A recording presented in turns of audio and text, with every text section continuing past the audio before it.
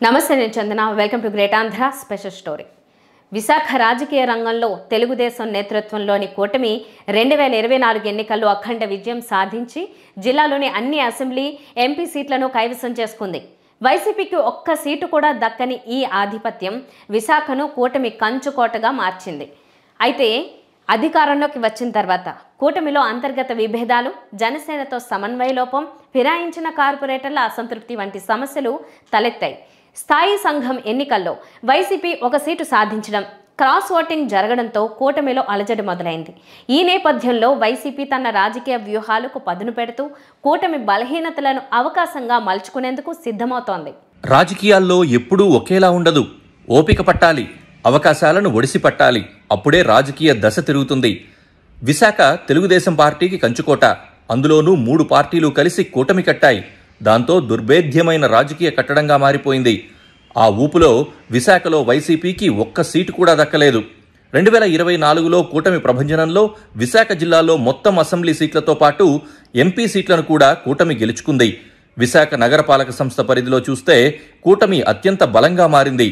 దీంతో వైసీపీ తేరుకోవడానికి ఇప్పట్లో అవకాశం ఉండకపోవచ్చు అని అంతా భావించారు. దానికి నిదర్శనగా వరుసగా కూటమి రాజకీయ వ్యూహాలు రచిస్తూ వచ్చింది. 4 ఏళ్ల కాలానికి మేయర్ పదవి అవిశ్వాసం పెట్టొచ్చు అన్న నిబంధనను పట్టుకుని ఒక్కరోజు కూడా ఆలస్యం చేయకుండా గద్దె దించేసింది. బీసీ మహిళా మేయర్ని దించేశారు అని వైసీపీ గోలపెట్టినా ప్రయోజనం లేకపోయింది. దానికంటే ముందు గత ఏడాది జరిగిన స్థాయి సంఘం ఎన్నికల్లో 10కి 10 స్థానాలను గెలుచుకుని జీవీఎంసీలో వైసీపీని బలహీనం చేసింది. స్టాండింగ్ కమిటీ చైర్మన్ అలా తొలిసారిగా కూటమి చేతుల్లోకెళ్లింది. కాలం గిర్రున ఏడాది తిరిగే కల్లా అదే స్థాయి సంఘం ఎన్నికల్లో కూటమి వ్యూహాలు సరిగ్గా పనిచేయక చతికిల పడినట్లయింది. కూటమిలో అంతర్గత విభేదాలతో వైసీపీకి క్రాస్ ఓటింగ్ చేశారు కార్పొరేటర్లు. దాంతో గత ఏడాది మేయర్ పదవి చేతిలో ఉండగా స్థాయి సంఘం ఎన్నికల్లో ఒక్క సీటు దక్కించుకోలేని వైసీపీ ఇప్పుడు ఏమీ లేని చోట నుంచి మంచి మెజారిటీతో ఒక స్థానం సంపాదించడం విశేషంగా చెప్పుకుంటున్నారు. అంతేకాదు, ఇది వైసీపీకి అంది వచ్చిన అవకాశంగా పేర్కొంటున్నారు. టీడీపీ కూటమి మేయర్ పదవిని దక్కించుకునేంత వరకు పరిస్థితి బాగానే ఉంది. కానీ ఒక్కసారి అధికారంలోకి వచ్చాకే లెక్కలు మారాయని అంటున్నారు. ప్రధాన మిత్రపక్షంగా ఉన్న జనసేనను టీడీపీ నాయకులు అంతగా పట్టించుకోవడం లేదనంటున్నారు. ప్రతి వార్డులో కూడా టీడీపీ నేతల ఆధిపత్యంతో గెలిచిన జనసేన కార్పొరేటర్లు కానీ, కూటమిని నమ్మి వైసీపీ నుంచి ఫిరాయించిన కార్పొరేటర్లు కానీ ఎక్కడా తమకంటూ పలుకుబడి లేని పరిస్థితిని చూస్తున్నారు. దీని మీద జనసేన అధినాయకులకు విన్నవించుకున్నా ఫలితం లేకపోతోంది. తాజాగా విశాఖ పర్యటనకు వచ్చిన ఎమ్మెల్సీ నాగబాబుకు తమ వార్డులో పరిస్థితిని తెలియజేసినా సర్దుకుపోవాల్సిందే అని సమాధానాలొచ్చాయే తప్ప ఏం పరిష్కారం దక్కలేదని వాపోతున్నారు. భీమిలిలో టీడీపీ ఎమ్మెల్యే ఉన్నారు, విష్ణుకుమార్ రాజు గారు నార్త్ లో ఉన్నారు అన్నారు. సౌత్ లో మాకు ఎమ్మెల్యే గారు ఉన్నా సరే టీడీపీ ఆత్మహత్య ఎక్కువైపోయింది. అది మీరు పవన్ కళ్యాణ్ గారి దృష్టికి తీసుకెళ్లాలి సార్. ఎందుకంటే మా ఎమ్మెల్యే గారు ఏ కార్యక్రమం ఇచ్చినా సరే వెంటనే సాల్వ్ చేసుకున్నాం కానీ సార్ ఎవరికి తగిన గుర్తింపు రావట్లేదు. అది మాత్రం మీరు పార్టీలో వస్తున్నాం సార్. ఎగ్జాంపుల్ సార్ స్టేజ్ మీద ఇప్పుడు మేము ఎగ్జాంపుల్ అది కదా సార్ కూటమి స్టేజ్ దగ్గర దమ్ముంది కాబట్టి పవన్ కళ్యాణ్ గారు నమ్మి ఏదైతే మొదటి ఆంధ్రప్రదేశ్ మహిళా కార్పొరేట్ గా గెలిపించారు సార్. ఈ నేపథ్యంలో జరిగిన స్థాయి సంఘం ఎన్నికల్లో జనసేన నుంచి తీవ్ర అసంతృప్తి వ్యక్తమైంది. ఆ పార్టీకి చెందిన ఒక కార్పొరేటర్ స్థాయి ఎన్నికలను బహిష్కరించారు. మరో కార్పొరేటర్ అయితే ఎన్నికల తీరు సక్రమంగా లేదని విమర్శించారు. వైసీపీ నుంచి కూటమిలోకి వెళ్లిన కార్పొరేటర్లు అయితే ఎవరితోనూ తమ బాధను చెప్పుకోలేక క్రాస్ ఓటింగ్ చేసి కూటమిని కంగు తినిపించారు. దీంతో ఒక స్థానాన్ని అత్యధిక ఓట్లతో వైసీపీకి కూటమి కానుకగా సమర్పించుకుంది. విశాఖ స్థాయి సంఘం ఎన్నికల్లో 10కి 9 సీట్లు కూటమికే దక్కాయి కదా అన్నది ఇక్కడ ప్రశ్న కాదు. కూటమిలో అసంతృప్తులు బయటపడ్డాయి అన్నదే ఇక్కడ జవాబు అని అంటున్నారు.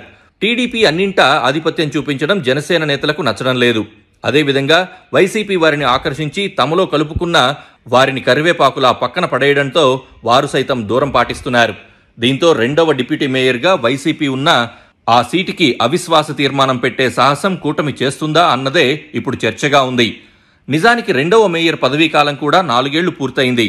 అయినా ఇప్పటిదాకా ఆయనను దించేయాలన్న ఆలోచన చేయలేదంటే క్రాస్ ఓటింగ్ కొంప ముంచుతుంది అన్న ఆలోచనతోనేనని అంటున్నారు. తాజాగా స్థాయి సంఘం ఎన్నికల్లో ఒక్క సీటు గెలుచుకున్నా తమకు కొండంత బలంగా వైసీపీ భావిస్తోంది.